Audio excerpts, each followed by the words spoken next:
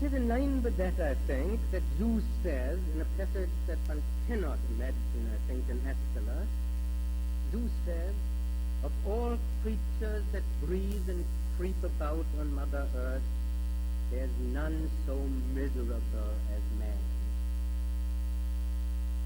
And in another passage, Apollo says, Lord of the earthquake, he's speaking to Poseidon, Lord of the earthquake, answered the archer King Apollo, you would credit me with very little sense if I fought you for the sake of men, those wretched creatures who, like the leaves, flourish for a little while on the bounty of the earth and flaunt their brilliance, but in a moment droop and fade away. This idea of the leaves occurs in another noteworthy passage. Glaucus says to Diomedes, what does my lineage matter to you? Men and their generations are like the leaves of the trees. The wind blows and one year's leaves are scattered on the ground, but the trees burst into bud and put on fresh ones when the spring comes round. In the same way, one generation flourishes and another nears its end. Now, one might conclude from that the best way for man is resignation.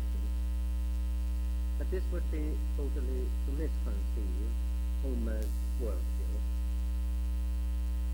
Achilles, for example, says to Priam, in the final great confrontation in the Iliad, when Hector is dead, and the father of the dead Hector comes to see Achilles, who has killed Hector, you must endure and not be broken-hearted. Lamenting for your son will do no good at all. You will be dead yourself before you bring him back to life. There's something so wonderful about this way of putting it, which is very unmodern. The modern would not say you will be dead yourself before you bring him back to life. But in Homer, this is part of the picture. Yes, you will be dead yourself, and you won't bring him back to life, but nevertheless, you must endure and not be broken-hearted. There are other passages in which this worldview comes out so very clearly. For example, this one in which Achilles speaks and says, I will go now and seek out Hector, the destroyer of my dearest friend. As for my death, when Zeus and the other deathless gods appointed, let it come. Even the mighty Heracles did not escape his doom, dear as he was to Zeus, the royal son of Cronus, but was laid low by fate and fears bitter enmity. And I too shall lie low when I am dead, if the same lot awaits me. But for the moment, glory is my aim. Here you have a great deal, it seems to me, of Homer's world feeling briefly expressed. Soon I shall be dead, but for the moment, glory is my aim. And you have the idea throughout that it is man's duty to excel. This is phrased a number of different ways. They all come down to much the same sort of thing. He sent me to Troy, and he used often to say to me, let your motto be, I lead, strive to be the best. And very similarly, Peleus exhorted the son Achilles always to strive for the foremost place and outdo his peers. There are wonderful passages about Odysseus, two in particular, where he expresses this worldview beautifully, and two of Ajax, and I will read some of these also. Odysseus was left to himself, all surrounded by the enemy. What, he asked himself with a groan, is coming to me next? It would be infamy to take to my heels, scared by the odds against me, but even more unpleasant to be caught alone, now that Zeus has set all the rest of the Danaans on the run. But why do I discuss the point? Do I not know that cowards leave their post, whereas the man who claims to lead is in duty bound to stand unflinching and to kill or die? other passage in which it is also Odysseus who is speaking. And it is suggested to him better to save one's skin by running than to be caught, Agamemnon who says that. Odysseus replies, this is preposterous. Who should have had a set of cowards to command instead of leading people like ourselves, whose lot it is from youth to age to see wars through to their bitter end till one by one we drop.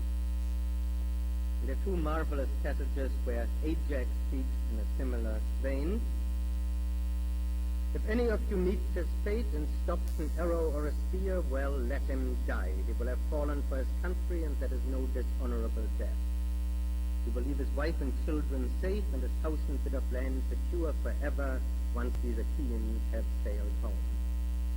Whether we live or die, it is better to settle the matter once and for all. And one of the most beautiful passages where again Ajax is speaking, at the end of the poem. The great Telamonian Ajax turned with an exclamation of disgust to Menelaus. Any fool, he said, can see that Father Zeus himself is helping the Trojans. Every spear they cast goes home. When it comes from a bungler's or a marksman's hand, Zeus sees it to its target, while ours fall gently to the ground and do no harm at all. Well, we must contrive without him, and see how we can manage both to bring the corpse away and please our friends behind by getting safely back to them ourselves. And a little later, our Father Zeus, save us from this fog and give us a clear sky so that we can use our eyes. Kill us in daylight, if you must. So again, you have the same kind of worldview expressed. One could go on and on and on quoting similar passages. As you can plainly see, I feel very tempted to do so, and I have a long list of them, but I better confine myself to just one more. He turned to Glaucus, Hippolochus' son. Glaucus, he said, why do the Lycians at home distinguish you and me with marks of honor, the best seats at the banquet, the first cut of the joint, and never empty cup? Why do they all look up to us as gods? And why were we made the lords of that great estate of ours, on the banks of Xanthus with its lovely orchards and its splendid fields of wheat? Does not all this oblige us now to take our places in the Lycian van and fling ourselves into the flames of battle? Only so can we make our Lycian men-at-arms say this about us when they discuss their king. They live on the fat of the land they rule. They drink the mellow vintage wine, but they pay for it in their glory. They are mighty men of war, and where Lycians fight, you will see them in the van. And now a perhaps surprising conclusion of that same speech. Ah, my friend, if after living through this war we could be sure of ageless immortality, I could neither take my place in the front line, nor send you out to win honor in the field. But things are not like that. Death has 1,000 pitfalls for our feet, and nobody can save himself and cheat them. So in we go, whether we yield the glory to some other man or win it for ourselves. It is indeed a worldview without any illusion, one that does not focus on the bright things in life to the exclusion of death or the terrors of life. It is a way of living with the constant awareness that life is short, that one way or another we will all die soon, that our life is wretched, that there really is nothing very great about man in general, but that we can try to live our life as greatly as possible. Now let me ask, thirdly, after having made these two contrasts, on the one hand, the concern with moral philosophy, on the other hand, the lack of any belief in progress through reason, which is more tragic of these two poets, Homer or Aeschylus? Surely so far it would seem that at every point of contrast, Aeschylus is less tragic than Homer, even that his spirit is anti-tragic, as if Homer had written a tragic poem, and Aeschylus had then killed the tragic spirit. But that is not quite right.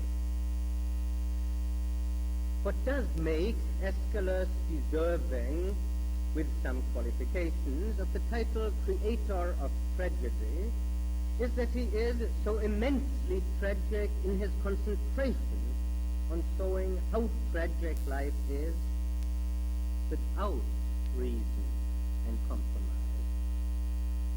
He is, I think, in a way a didactic poet, unlike Homer. He does want to teach us that life need not be so tragic, but he yields to none in bringing home to us how tragic life is without reason, without compromise. He is not distracted, as Homer is, by a never-ending delight in doing things and in seeing how they were done, to quote Kittle and Homer once more. Nor does he share Homer's delight in telling us precisely where the deadly spear entered and came out again. But what they have in common, of course, is that neither Homer nor Aeschylus is depressing, that neither of them drives us to despair. Homer considers the tragic an irremediable aspect of life. But, he says, there's so much that is interesting and beautiful, and there is the possibility of leading a short but glorious life, and telling of men and hearing of men who cover themselves with glory that is exhilarating. Aeschylus points out how much of tragedy is remediable, and he uses that magnificent power of his to picture the night and the darkness as a foil for his exhortation that we could use our reason and progress. The treatment of the gods is a matter to which one might well devote a whole series of lectures, and I will just make a few points about it. There's first of all about the gods the question to what extent we are in Homer and in the tragic poets dealing with supernaturalism. And my own feeling, which seems to be borne out by the best classical scholars, is that what we have here is not supernaturalism. Very often in Homer, what is said about gods is quite plainly and easily translatable into naturalistic language. Quite often, for instance, we are told that a god disguised himself into such and such a person, and that person then said something.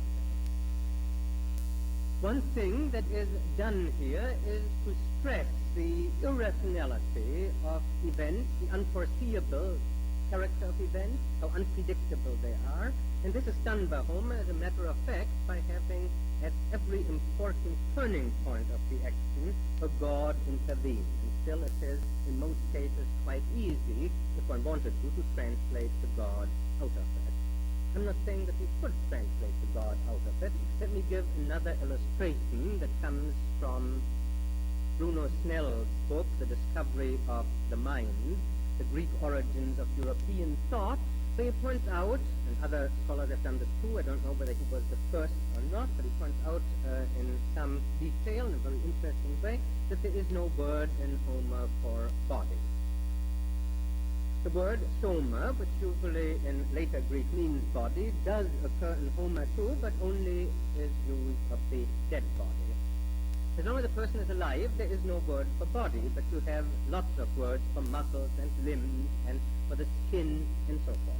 This rich detail is infinitely more poetic than using one and the same word body every time. There's a great concreteness about Homer. He is, in a way, and this has long been felt, there's nothing new in tonight's lecture, he is, in a way, the poet par excellence.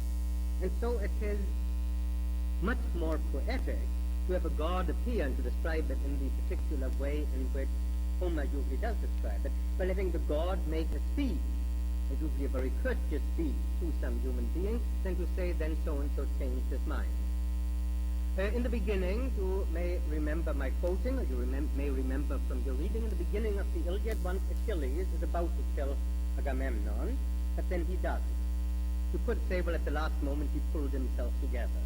That, of course, would be a singularly unpoetic way of putting it. But it is a highly poetic way to have Athene appear and have Athene point out to him that he couldn't do this and why he couldn't do this.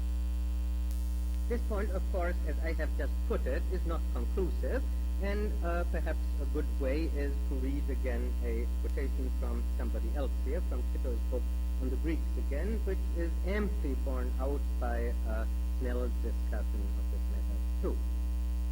What was the Greek view of the gods in general? Why are there so many gods, if it isn't supernaturalism? What are we to make of the family relationships between the gods? Let's begin with this passage then from Kitto's Greeks.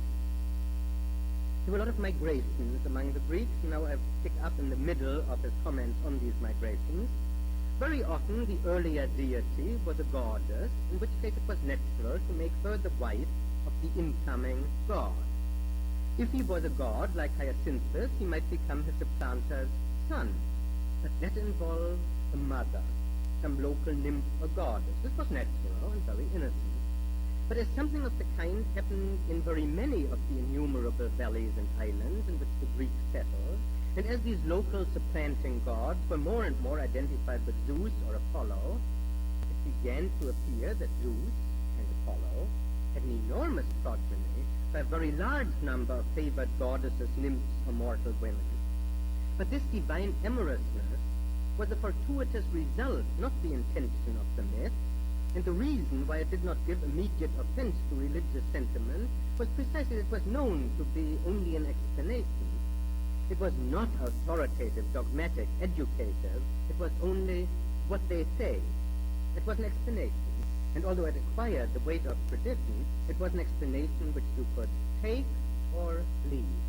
The essential thing was to honor the god in the right. Nothing compelled you to believe the story about it.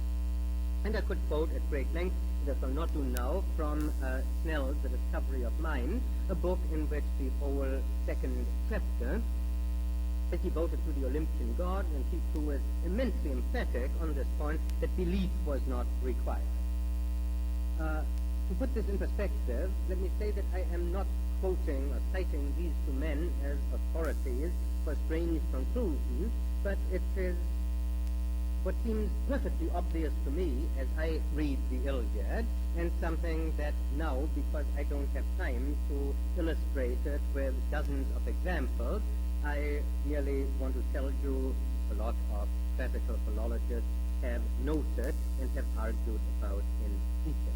And I would say further that belief does not enter into things, and this is again to be kept in mind when I say that Aeschylus stands halfway between Homer and Plato. Belief doesn't really enter into things very seriously until the time of Plato. And it was only under Plato's and Platonizing influences, I think, that belief became very important in the Near East, and it became very important in Christianity, and then later, to some extent, although never quite so much, also in Judaism. And I would think that in this respect, Homer is not sort of primitive, but Homer has a kind of perhaps archaic naivete that I find wholly admirable and that I find also in the Hebrew scriptures. It seems to me also that belief does not enter into things if those are dramatized poetically. And just as obviously in Aeschylus the question doesn't arise whether Athene really said such and such, so in Homer this question surely does not arise either. In Aeschylus finally, of course, there's actually a chorus where the chorus says, whatever powers there be, I'll say Zeus. This is the sovereignty finally of the poet. Now Homer, of course, is full of gods, while in Aeschylus gods appear only in the Eumenides and in the Prometheus. In Eumenides, Apollo, Hermes, and Athene, and the Prometheus, Hephaestus, and Hermes, and Zeus is in the background and presumably appeared in the sequel. In Sophocles' Theban phase, no gods appear at all. In the other four extant phases by Sophocles, there's only the Athene in Ajax, which is his earliest extant phase, and she could quite obviously be deleted without harming the plot in any way. She is the one who crowds Ajax's judgment, protecting the Greek chiefs, and making him mad, and in this way Ajax kills sheep and destroys himself. If you wanted to translate this without bringing in Athene, we would say, to use legal terminology, he became temporarily insane.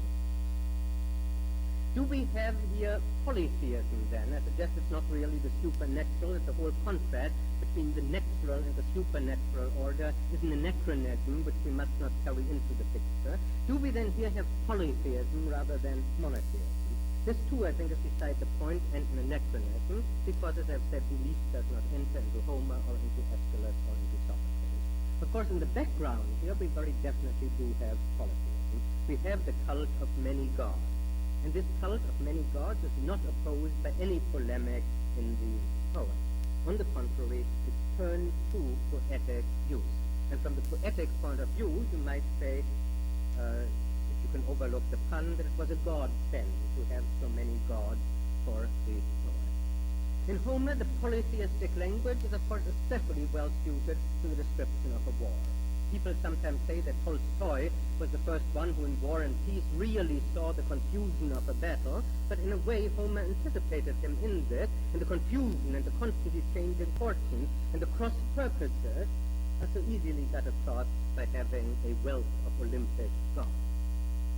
In Aeschylus, the polytheism is functional only once in the humanities as a dramatic device, and there it becomes, just in the humanities, practically like a Platonic dialogue.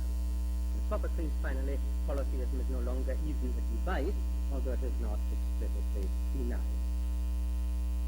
Now there is a progressive moralization of the gods. In Homer, one cannot distinguish men and gods on some occasions. There are at least 3 passages where we are told that one cannot tell whether this is a man or god. This is unthinkable in Aeschylus. In Aeschylus you can tell very clearly whether it's a man or a god. In Homer, many times, men are honored like gods, quite especially in Book 9, Achilles is honored like a god. Again, in Aeschylus, no man is honored like a god. But for that matter, even in Homer, unlike popular Greek religion, everybody is either a man or a god. It is clear, he is either one or the other, even if sometimes one can't be quite sure whether this is a human being or whether this is one of the gods. In Aeschylus, of course, the gods are much less anthropomorphic, much less naive. There's no laughter among the gods, and there's no laughter at the gods as there is in Homer. And there's no laughter at all in Aeschylus, and no breakfast either. There's no interest in Aeschylus in the gods' adventures and their small talk, but not in men's adventures and their small talk either. In the Prometheus and the Suppliants, there's still some reference to Zeus' affair with Io, but not for its own sake, only as background of a conflict that is eventually to be resolved. In Sophocles, this process has gone even further. In Homer, Priam says to Helen, who is hated by almost everybody in the Eldad, but old Priam says to Helen, I bear you no ill will at all. I blame the gods. It is they who brought this terrible Achaean war upon me. And now you can tell me the name of that giant over there, Agamemnon. Tito makes the remark that recognition that such things as these are part of the human lot is what we get here. And there's no moral offense in blaming the gods for what goes wrong. Aeschylus would not blame the gods, but he suggests that men, instead of blaming the gods, might use their reason to settle their conflict. In this respect, Sophocles seems to me to be closer to Homer than he is to Aeschylus. He does blame the gods again, not in Jove's spirit, but still, unlike Aeschylus, he does not entirely blame man for not having used his reason enough, but he, like Homer, is very mindful of the irrational in human affairs. I think to some extent I have illustrated that when I talked about Sophocles. Now to conclude with the gods, why then have gods and oracles at all in this kind of poetry? If they're not supernatural, aren't they ostensible? One function, at least, that they seem to me to have, that's not their only one, they also have that very poetic, that they establish the city as a center of what goes on. Just as it seems to me to be a contradiction in terms to say, oh, it was nothing, just a mystical experience. Because one doesn't call something a mystical experience unless one thinks it was a very, very important experience. So too, one cannot say, oh, it wasn't much, it's just too bad, it was a tragedy. To call it a tragedy is to suggest that it was something momentous in import.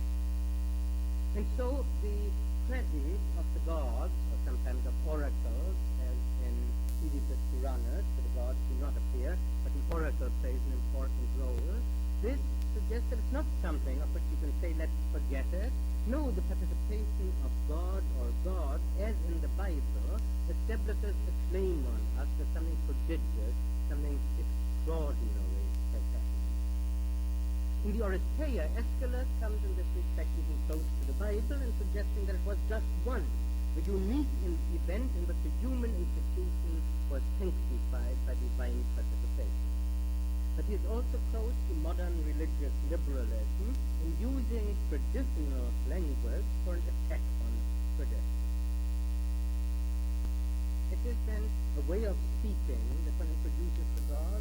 It's the language, and it depends for its effect, I think, on a certain ambiguity, on a lingering faith that it seems to me in the three cases we've mentioned, Homer, Aeschylus, and Sophocles, is palpably not spared by the poet himself. Before I come to my conclusion, which, although it's important to me, I think can take it briefly because it rests on what I've done before, I want to briefly fit Sophocles into this picture. First of all, see the common elements that we find in him too. First of all, of course, the same thing applies to him that I've said about form. He was a contemporary Greek tragedian of the first rank with Aeschylus and competed with Aeschylus in the same literary form.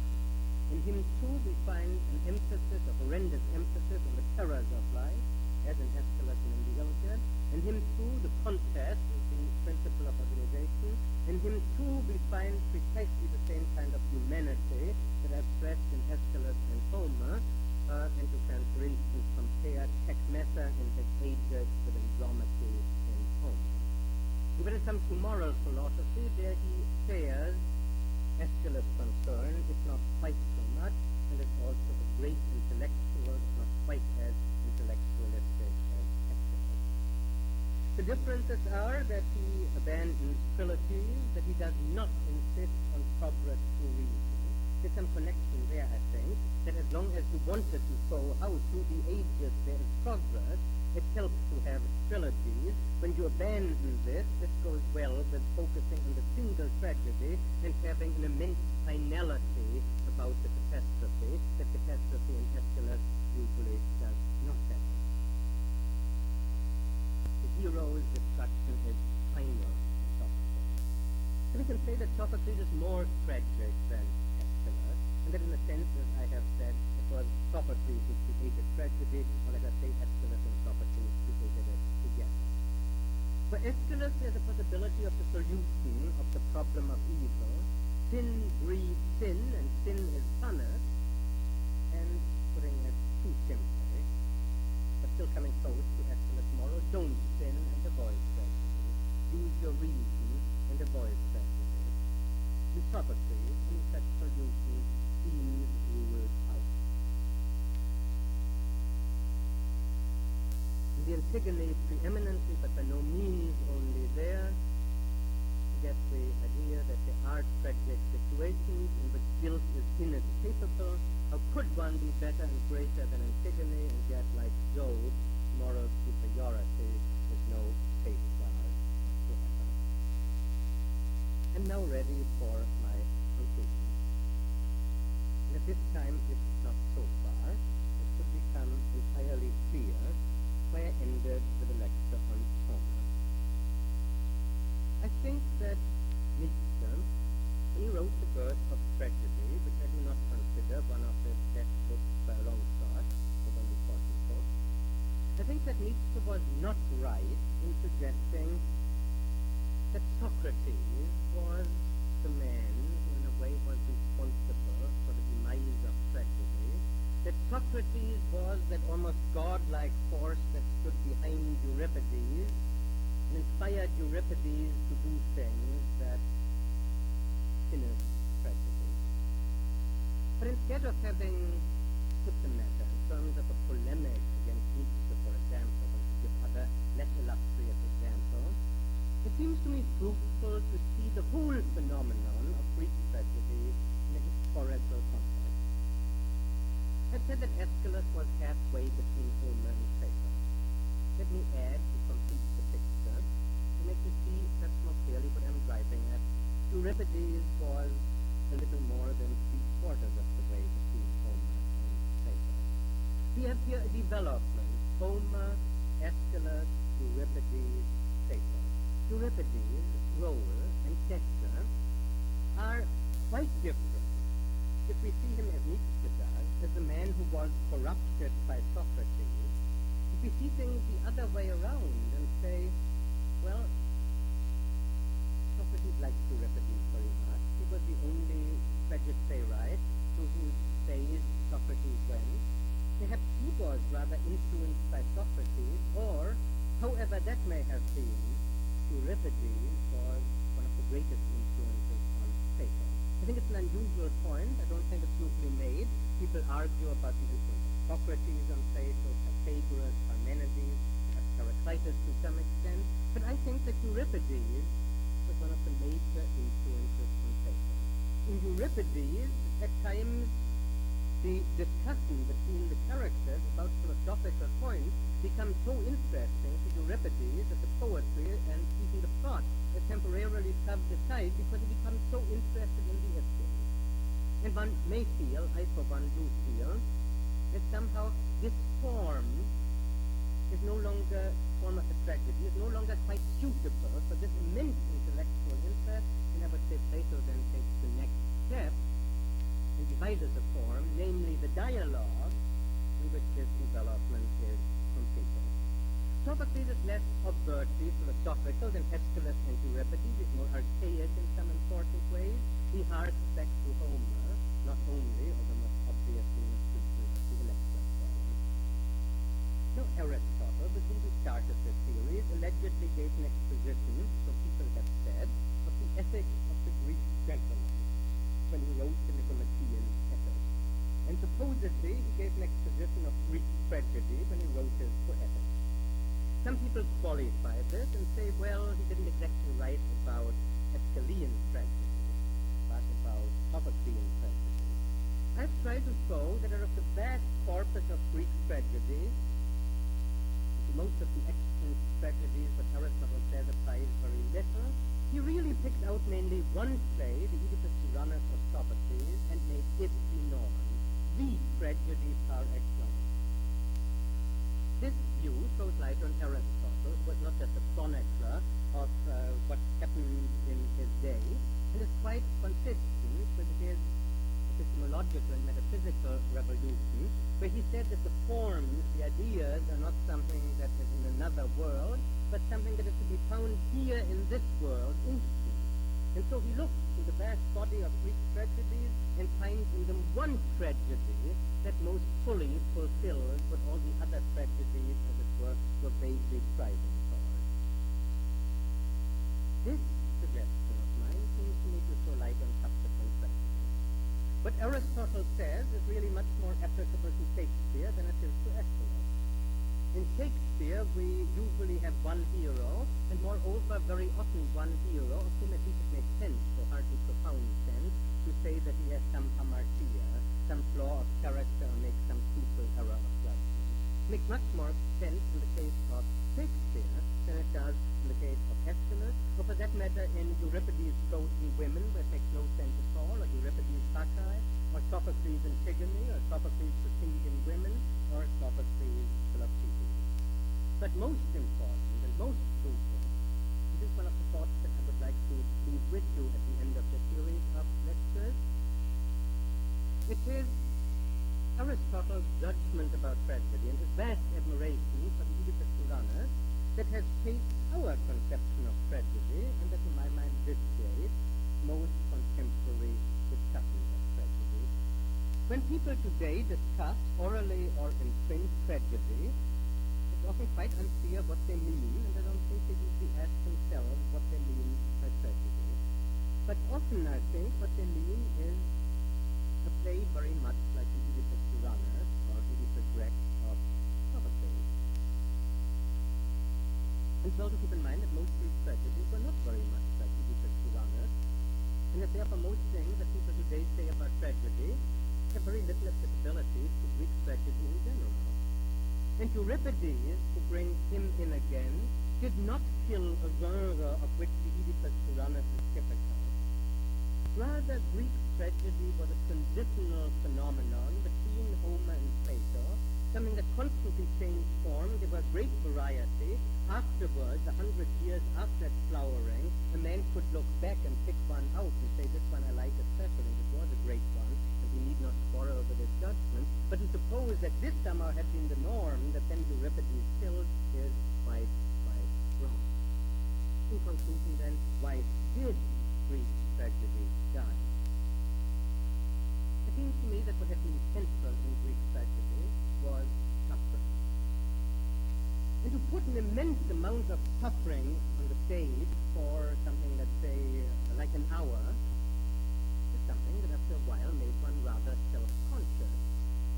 In fact, most contemporary playwrights would be so self-conscious about it that they wouldn't even attempt to put somebody screaming with pain and agony and describing horrors on the stage for an hour. Perhaps after the Lost War, and both Euripides and Sophocles died in the very last years of the Peloponnesian War, perhaps after the Lost War this was doubly unpalatable to Athenians. In any case, it took immense poetic gifts to bring this off, to describe suffering on the stage without becoming embarrassing or sentimental or tedious or simply horrible. And one invited constant comparison to the three great giants. I will conclude this series by reading once more a quotation that seems to me wiser on the subject than anything else I have read about it. A quotation from Goethe's Conversations, in which he says why he thinks tragedy dies.